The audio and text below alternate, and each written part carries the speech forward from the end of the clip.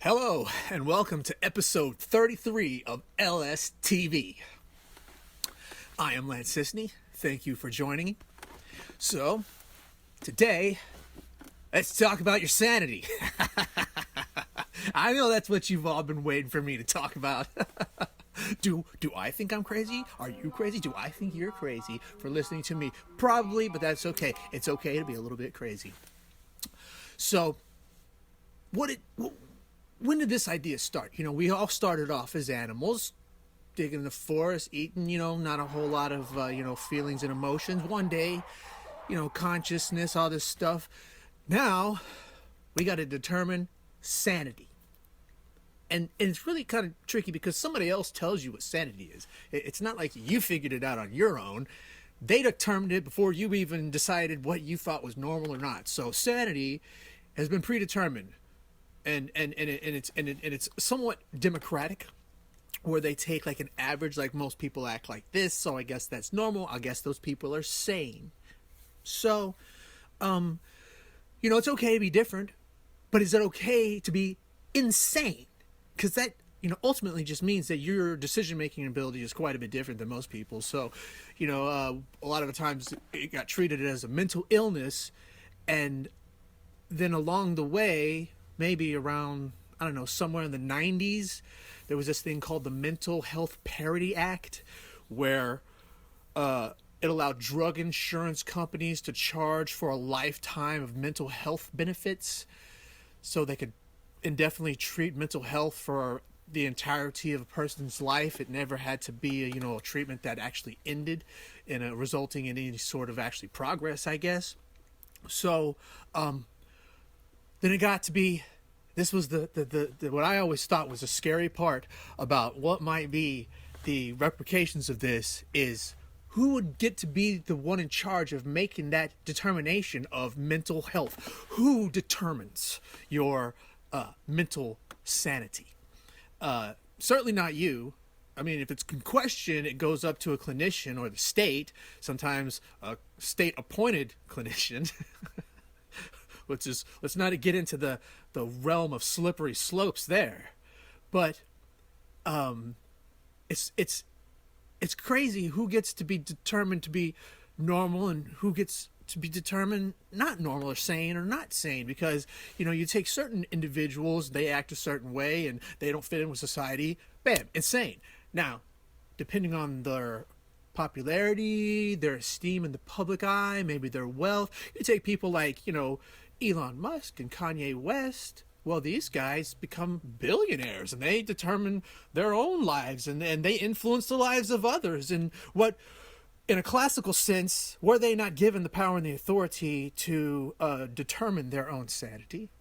Their actions could be looked at by many others as that of somewhat irrational, insane people. However, they possibly to say that because they see themselves a different way and they manage their own mental illnesses on their own, then it becomes down to the treatment. So, you can give somebody a diagnosis of mental illness, but then somebody has to come up and follow along with the treatment process. And again, who gets to determine the treatment process? Is somebody profiting off the treatment process? Would they want the treatment process to actually result in any health benefits? Were they to somehow be profiting off the system? It's hard to say in a business sense that they would not find a way around healing somebody in order to keep their profits coming in.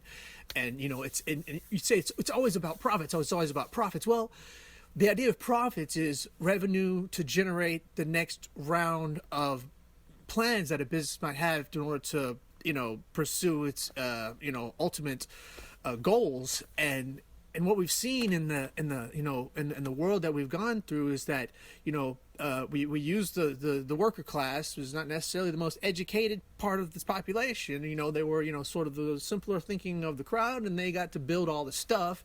Now it's almost to the point where the worker class, the simpleton, their arcane mechanical needs are less and less because of things like automation and AI. So who is now going to be determined insane?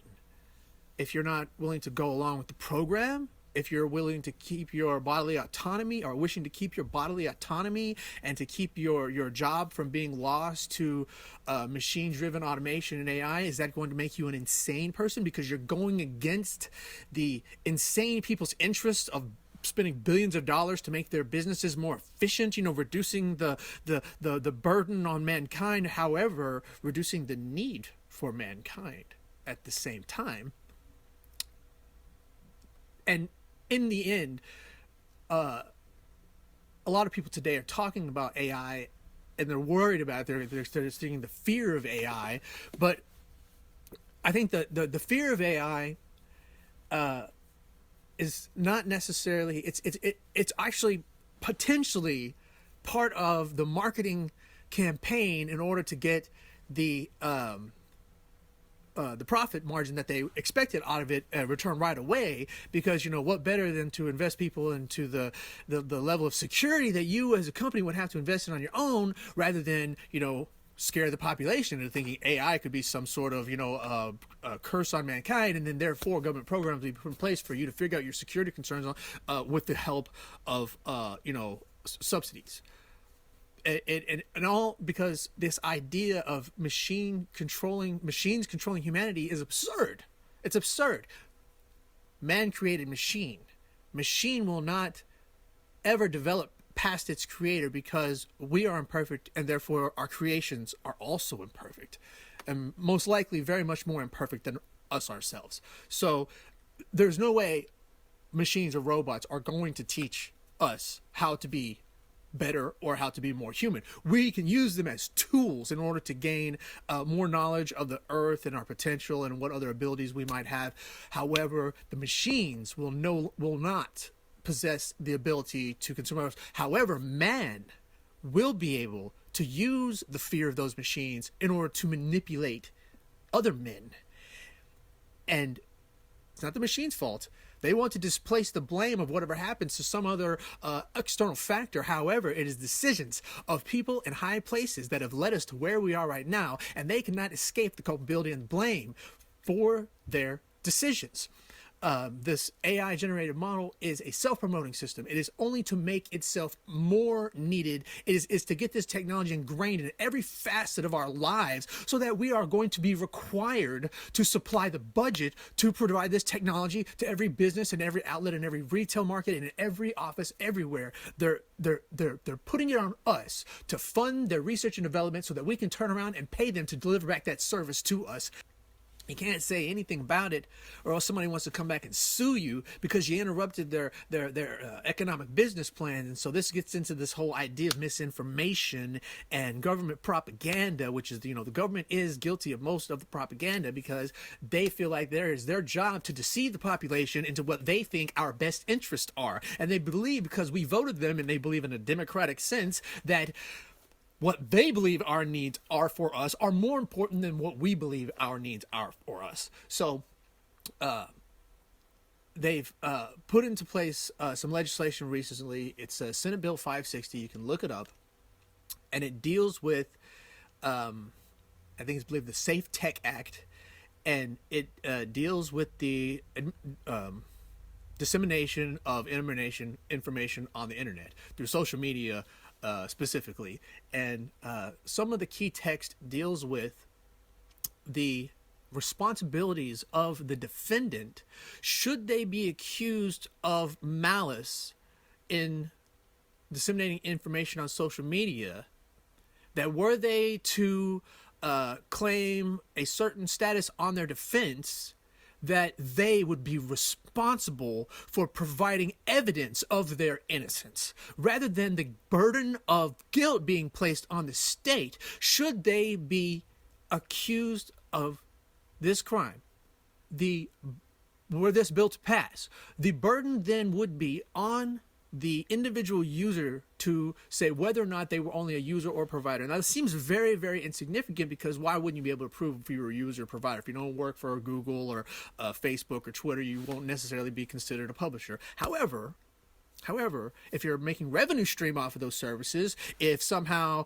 they can say that you are somehow that is a factor of your employment, then, well, I mean, those waters get to be kind of murky. And it all goes back to the idea of fear of AI, okay? The fear of AI and what it can do. Could it propagandize people on the internet? Well, if you will sign up on the fact that the fear of AI is a real fear that it could propagandize people on the internet, you've subscribed to the saying that everything on the internet will be looked at as true. It doesn't matter where you look at it. It doesn't matter what website. It doesn't matter how it's verified or not. If it's on the internet, you can't tell if it's been created by AI or not. So being afraid of it automatically states that you believe that everything that can be put on the internet will be considered as true, and that's a backdoor into giving everything on the internet validity and culpability in a civil or a legal case, which and that's what I think is a real big fear. Is a lot of people are like, oh my God, everything's going to be based around apps one day. No, it's not. But people are going to be so dependent on their expectations of what these happiness that these apps can provide them, that yes, they are going to become a real factor in our everyday lives of how they control us. And they're doing it through the apps, people. They know you believe this stuff. I mean, Bitcoin is just one big app run through the banks. All this stuff. I mean, do you think this money's real? I mean, you might be able to cash out if you put some into it, but do you really think that money's going to be there when you really want to get it? If you really think you're going to make a lot? I'm just saying, maybe some people have, maybe it's not. I'm just saying, if it's a computer program, there's a backdoor. Somebody else has got more information about it than you do. And if you believe otherwise, well, I hope it works out. As I said, just because you never went to a job interview for it doesn't mean it's not still your job to be a decent person and make the world a better place, okay? It's everybody's job. We all got to do our part. And I mean, sometimes even if our only thing that we have to do is just to love ourselves a little bit better so that we can be happier people, so that when we go and interact with other people in the world, that we're more positive and we make the world a better place to be in. Thank you very much for joining me. I hope you come back.